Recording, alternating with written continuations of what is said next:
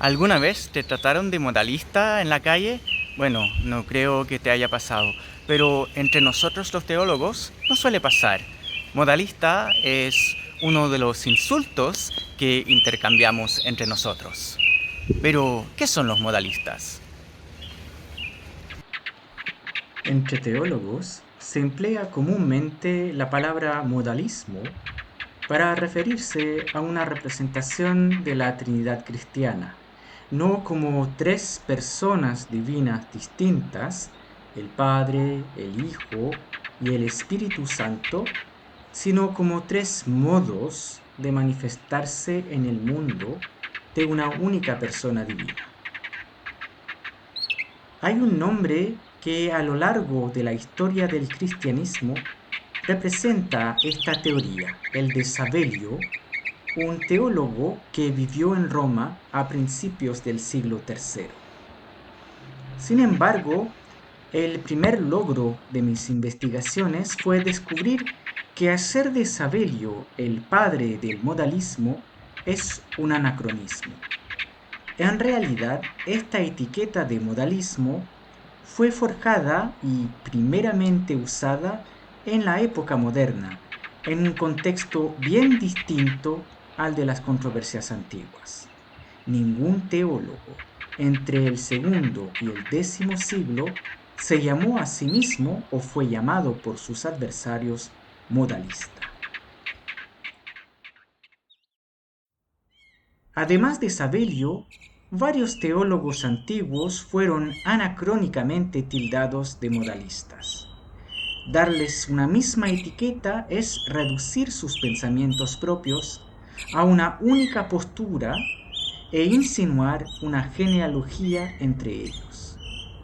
Mis investigaciones, al revés, intentaron escucharlos a cada uno de ellos en su particularidad. Esto no fue fácil, porque los escasos datos antiguos directos sobre ellos fueron transmitidos en contextos polémicos que los caricaturizan y distorsionan sus ideas. Noeto de Esmirna, a finales del siglo II, basándose en una interpretación de la Biblia enmarcada en las técnicas exegéticas antiguas, desarrolla de manera muy consistente una teología de la identificación entre Jesucristo y el Dios único que salva a los seres humanos en la historia. Sus adversarios son los tenientes de una cristología del Logos que identifica a Jesucristo con una entidad distinta del Dios único, es decir, con su Logos. Ahora bien, estos teólogos aplicaron el concepto de modos de manifestación para dar cuenta de esta distinción, oponiendo la trascendencia absoluta del Dios único e invisible a las manifestaciones divinas en el mundo atribuidas al Logos visible. En este sentido, los modalistas no son los que uno piensa, sino al revés.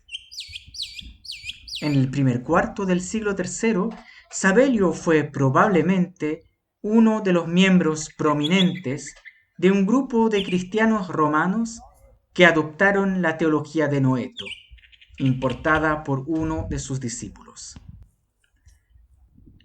A pesar de la escasez de información acerca de Sabelio, su nombre, durante el siglo IV, fue usado para referirse a la teología de un tal Marcelo de Ancira, que, sin embargo, debe ser considerado más bien como un descendiente de los oponentes modalistas a la teología de la identificación.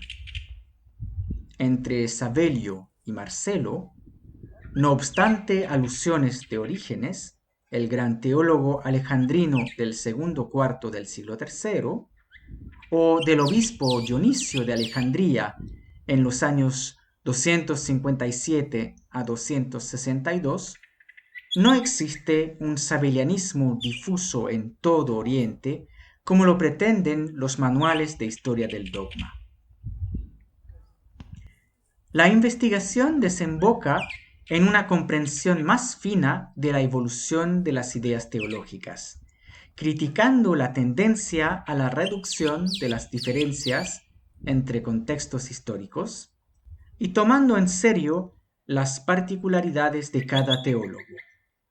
Se espera que a partir de sus resultados ya no se emplee de manera indiferenciada y negativa la etiqueta modalismo sin tomarse el tiempo de dialogar con la propuesta teológica a la que se caricaturiza.